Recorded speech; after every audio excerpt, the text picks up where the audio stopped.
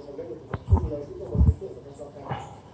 Tôi nghĩ trận đấu này nếu như tôi không lựa chọn lắc thì họ có thể nghĩ đến cái việc là tập đi khi mà an toàn và tôi đôi đường dưới của họ đang nhìn tính những cái điều không chế nó quá là nhiều những cái kỹ năng định hướng khi làm bắt vậy họ có kỹ tính dễ thế. Cái vấn đề là đặt ra ở đây đấy là phải điều ba và đánh phạt những sự đồng hay là tiếp tục được các bạn thủ thì khi mà bạn tôi không thấy đường giữa vào đánh những phạt thủ thì cũng dễ dàng nhìn ra được là anh ta có cái đường cũng chọn nhiều những các phạt thủ đánh như là một vai trò của mình thôi. Tức là cũng nhìn xem chúng ta thực sự đánh được một tập rồi chơi được tập rồi nếu mà đúng xét về việc mà thi đấu trận kỷ luật đối đầu với anh ta là thi đấu chắc chắn chúng ta không thể là bằng nhưng để đang có những vị trí khác kể cả là đấu sĩ rồi sát thủ hay là những sự pháp thuật nhà chia sẻ ra bên dưới chắc chắn chúng ta cũng sẽ nhìn hơn một thi đấu như vậy nó phụ thuộc nhiều vào trong sân cấm của họ để xem trong lớp có cấm cái vị trí sát thủ của chúng ta thì cuối cùng dưới không như vậy có thể ép cái ván này có thể là chỉ là có Mexico là cao Mexico này cho đánh cái gì đúng không? Có khi tôi nói là trận đầu tiên nữa họ là đội cầm đầu mà sao? Vì cái việc cấm vào cái trận đấu này nó sẽ không giúp và sẽ có nhiều khác biệt trong ván đấu đầu tiên khi mà tôi nói bắt đầu cầm cao và một tổ sau khi vận chuyển cách mà phòng ra cái sự ổn và đây là cái bước mà đầu tiên này cũng không hề sẽ rời sân và thay vào vị trí của anh ta cho anh đi. Một lần đầu tiếng nói mà chúng ta thấy anh đi cùng với cả họ sẽ có một sự lý do không phải là anh đi mà Vương đi ở phía trước một phân có thể tìm chủ là gì thì là trước và các em được hai được lý do nhưng mặt trầm ngâm của Zalo vẫn vậy anh ta Zalo luôn được đánh giá là một người có kỹ năng cao cũng thật anh ta là cũng cần và đúng thật nhiều bên ngủ chia sẻ là ở trên quanh cho người tránh rất là ghê nhưng như tôi nói thì việc mà cái cách làm đấy là việc cấp để biến đến tôi cái điều này là việc ở đây là một người mà được anh Hoàng luôn chia sẻ rất nhiều là rất là đeo anh của đánh view rất là hay nhưng mà đến sau đó bây giờ thì vị trí của anh ta là càng có vị trí hỗ trợ để cảm giác thì tôi không việc thì người ta thì bản chất đấu và con đôi game này thì tôi đăng ký luôn và con đôi là nhiều lúc đánh banh cũng không giải quyết được vấn đề gì cả kinh nghiệm chúng ta mới xem được cái khả năng giao tiếp cũng là cái kinh nghiệm của cái diễn đàn như thế nào thôi tôi thấy rằng là có một cái điểm nữa và ban huấn luyện của GAN làm tốt hơn để cái GAN một nữa đưa ra về cái câu hỏi ta làm tốt nhất cũng không bắt GAN một tí một điều của điều của mình thì cái điều này nó sẽ cần củng cố được hơn khi mà 6 khi được thi đấu bị sập ở dưới lớp không được thành công thì lúc đó thì được sự chắc hơn một cái lớp từ giữa nhiều ra khi đừng mà lên thì không có đường dưới tùy lúc đấu chúng ta không nhắc về được một đường dưới xoáy khi chúng ta áp một phần nào đó giúp cho GAN ổn hơn so với được rồi và một đời nhất đây là đầu vì như vậy quay số là mình dưới dưới nó sẽ tạo bạn cảm giác rất là khó chịu nó mắt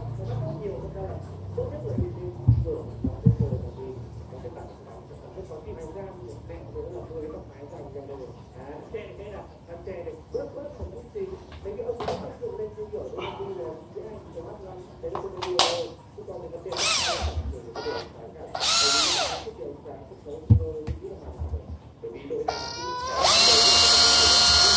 cũng nếu mà có người có ta thì thấy người sẽ ta được cái chế chuẩn luôn cái mục đích sử dụng là quốc tế không có gì bởi vì các bạn phải hiểu ánh sáng ở đây để mình hai đối tượng thứ nhất là game thủ vẫn thi đấu tốt với cái ánh sáng đấy là cái điều quan trọng nhất là sự khán giả đó không phải khán giả thuộc ra cho nên là lượng ánh sáng để giúp cho game thủ không gặp khó giúp cho khán giả có thể xem cái tâm huyết nhất ở trên của một giải thi đấu đây là lần đầu tiên tôi thấy cái ván 2 cũng như ván 1 tới đây là ván 2 bạn có một đồng không suy nghĩ là trước nên cấm chọn nào không có lần người trước là quyết là của GAN của đã từ các con người quên không được chuẩn về hết giờ để hết giờ cái đấy chúng ta xét thôi anh cùng trách nhau rồi cái đấy chúng ta chẳng lắm bởi vì sao bởi vì có một vài những đội tuyển khi mà họ không cần thực sự tốt để kiên trì nhiều đối phương là họ chưa có phần đầu về những cái ý tưởng của cấm chọn và đến cấm chọn thì họ đã bắt đầu suy nghĩ thì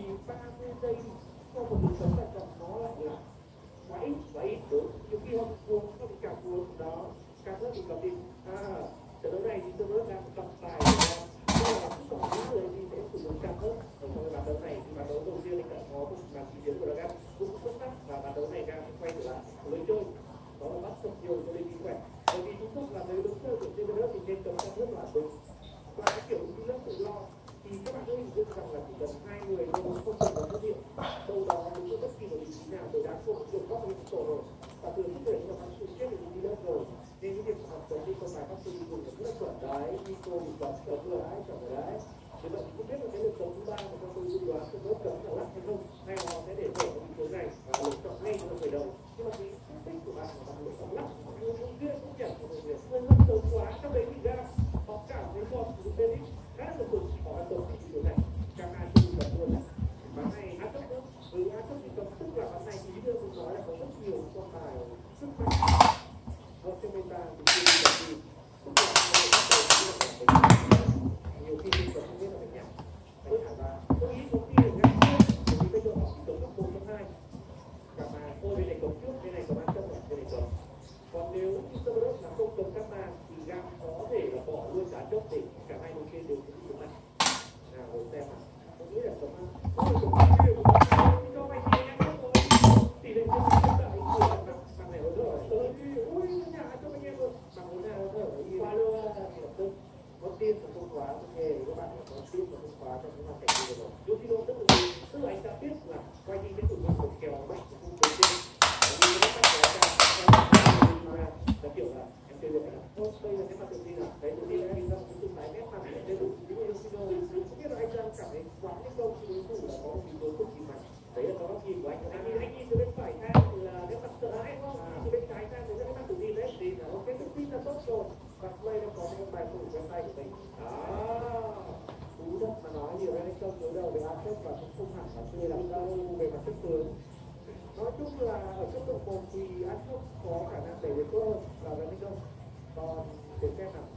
tôi chưa thấy một cái cụ đỉnh hơn nào lắm về mặt sức tướng cái sự lên công cho với cả con áp chất cả. Đây sẽ được lựa chọn tiếp theo dành cho từng lớp, họ sẽ lựa chọn dùng hay là hoàn thành luôn của người xã thủ có được ở cái giai đoạn này, nó dùng rất xa kiểm soát bản đồ ok đó. Cái tập này là có thể tiếp thu tập thủ được cho tập trước tránh trường hợp ở trong những cái cây tập tiếp theo ra chứ chúng ta để dùng cái đất còn rất nhiều, anh ta có vẻ như không e ngại vào cái khả năng bị cầm đến từ ra. Nếu như để anh ta cũng cầm FV như vậy thì cũng là một cái gì đấy diệt trừ hơi tai hại đến từ đó đấy. Điều kiện cái đã một con charity nó gắt hơn với việc chọn cái ra thì và hai người đôi khi được đảo đường hay không, cái sao là một vị tướng được đảo kinh nhiều hơn. Không biết là trong một cái trận đấu này có nhiều những chúng ta một vị tướng chỉ cấm các bạn đấu đâu, tháng này không cấm bảo là ngay lập tức được quá lại là Hamburger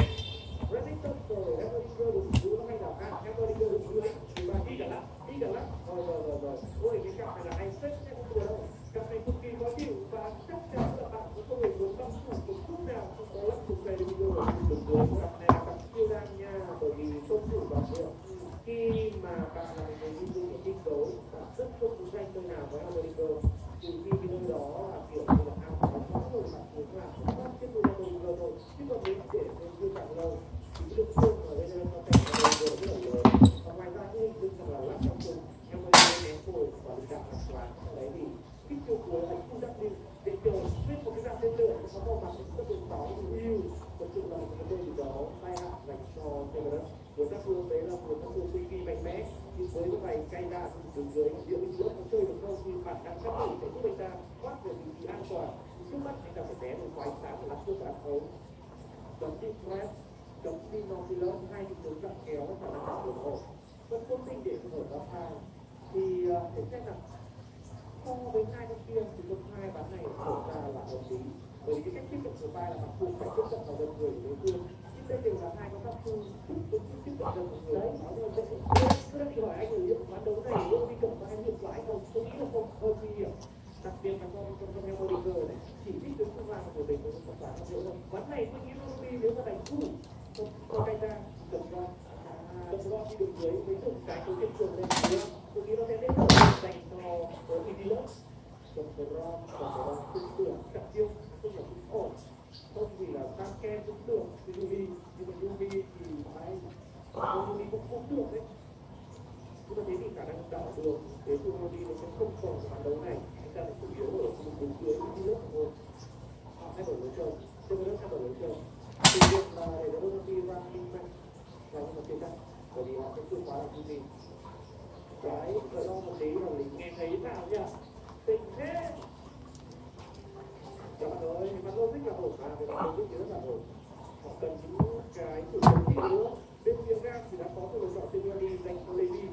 Di chuyển tặng kèm để an toàn hơn nữa, hoàn hơn. Đấy, Talic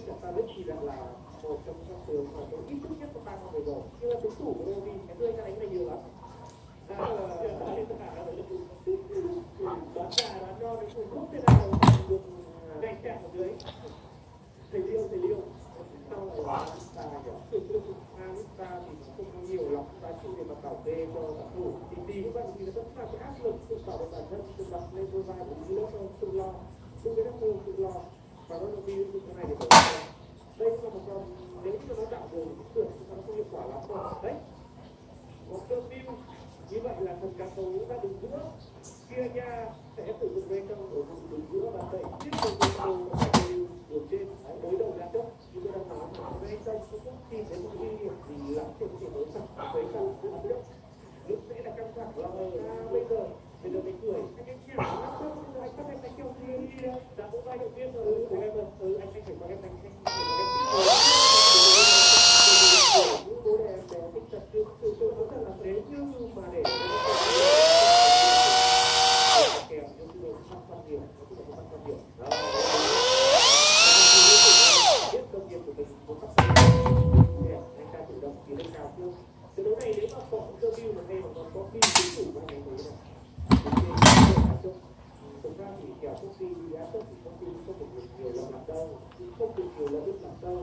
nếu như mà thay công ty vào những là kèo hơi đến cơ của công ty thì đối đầu là hơi dưới ngày qua thì với những giải đấu như Bèo đấy là trận của đã tốt cả là anh làm được trên Bèo là từ xem đối đầu ra trước và trận đấy thì không bị vậy mặc dù ai trước đi đường thì thua kém bây giờ xem đi đường thua kém với giải trước đó Bèo đã diễn ra thì EU vẫn phải là 4-0 kiểu như là bây giờ không được cho đồng chí một cái nơi tôi rất hay là cả bây giờ đúng rồi họ xuất hiện để con hai được trên trong tay của Vương đấy thì họ liên tục thắng ở những giải đấu lớn nên là rất nhiều người yêu như bạn bây giờ đang so sánh với tôi đang ở một nơi rất rất cái đấu chơi như bạn ở cả thế giới cái điều đấy cũng không sao nhưng vấn đề là chúng ta được con hai được cái điểm đúng rồi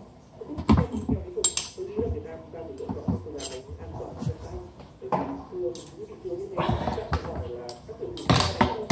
cho nên trên các bạn gặp kèo khó bạn thua bạn chút thì khó quá thì mới biết nhưng mà ở trong môi trường kinh nghiệm thì không có chuyện là đánh được hay không bạn phải đáp ứng được càng nhiều đánh dưới càng tốt nhưng mà thôi đó là cái gọi là để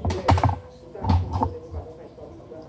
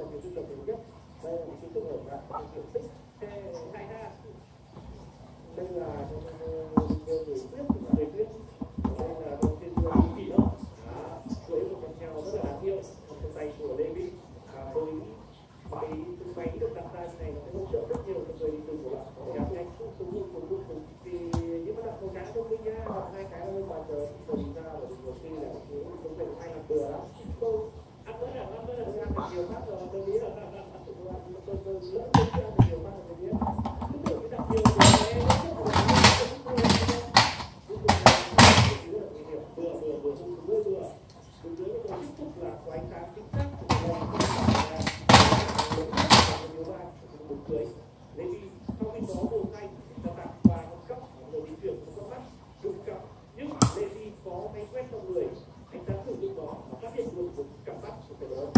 rất quanh tình mà hình như là thông tin em được không bằng rồi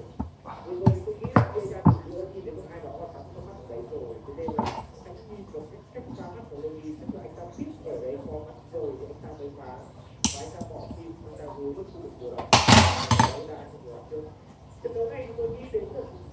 Sứ Anh sẽ là người di chuyển nhiều hơn, cái khả năng đẩy đường của một đường dưới rất tốt của điều 3 với những ứng dụng đặt ra. Ở đây khả năng cao sẽ di chuyển ra đường giữa cũng như đi theo vị trí và lên đi để anh ta sẵn sàng hỗ trợ vào tình huống tấn công không được. Và theo một số tôi nói thêm một chút về công ứng của điều 3 của một đường dưới thì cái này nó hay không chỉ ở là nó sẽ giúp cho bản thân những người làm ứng dụng an toàn, mà cái hay nhất ở những ứng dụng là làm cho cái người làm ứng dụng là những người tăng tốc di chuyển cái cảnh xung quanh đó. Thế nên để cạnh Hamilton nó khó ở cái việc là Hamilton luôn luôn lợi thế để mà tốc độ di chuyển khi tiến cạnh cái đường của mình né siêu dễ hơn, quay lại trả bóng dễ hơn và đạt được dễ hơn. Nếu như khi mà để yếu ba làm tốc độ 6, người ta hoàn toàn được cái tư cuối của mình để chú ý hóa được cái ứng dụng thành cái ứng dụng khổng lồ, siêu to với khổng lồ. Thì lúc đấy bạn dùng danh mà bạn va chạm với cả Hamilton là khi bạn bỏ lại nặng hơi nhiều đấy, như vậy là anh yếu ba mươi lớp à, yếu ba mươi lớp, anh 35 cũng siêu khổng lồ à. Này thì cảm thấy có một bức vàng rồi. Từ đâu này chắc là phải đặt ra để họ có được một cái chiến thắng khởi đầu cho cái hành trình của VTS của anh Tám tiếp tục chính xác. Nếu mà từ đây quyết đoán hơn thì để tập trung kỹ nội tại thì được kêu bắt phương. Không nhiều áp lực là lao lên cánh tay một cái trước mặt nội tại nó tốt hơn. Nhưng đôi khi thì đang tốt thời gian của mình ở đường trên trên trang đứng ở trong mắt. Thường thì khi đánh quanh ấy là những người chơi ăn trong tập một gì đấy, con cái đi quay sai tất là luôn, nó không nhìn thấy. Đó là yếu ba của play mình rất gần mình. Và anh ta nhìn vào em cái cách chuyển yếu ba những play cái đẩy đường thành công của họ ra đây để cố gắng tranh chấp một đường và họ phản ứng nhiều của họ. Và hôm nay cái cách mà trong hai pha của đội tuyển rất luôn như là Bình thì bạn cũng nên quan trọng các cơ của đội tuyển gì là tốt nhất. Bởi vì những ứng dụng này kích hoạt ở trên sảnh, thế nên là bạn thì bạn ngồi đối thoại trên này và rất đau. Khả năng cao rất tốt đến từ Zalo, từ kia liên tiếp sử dụng các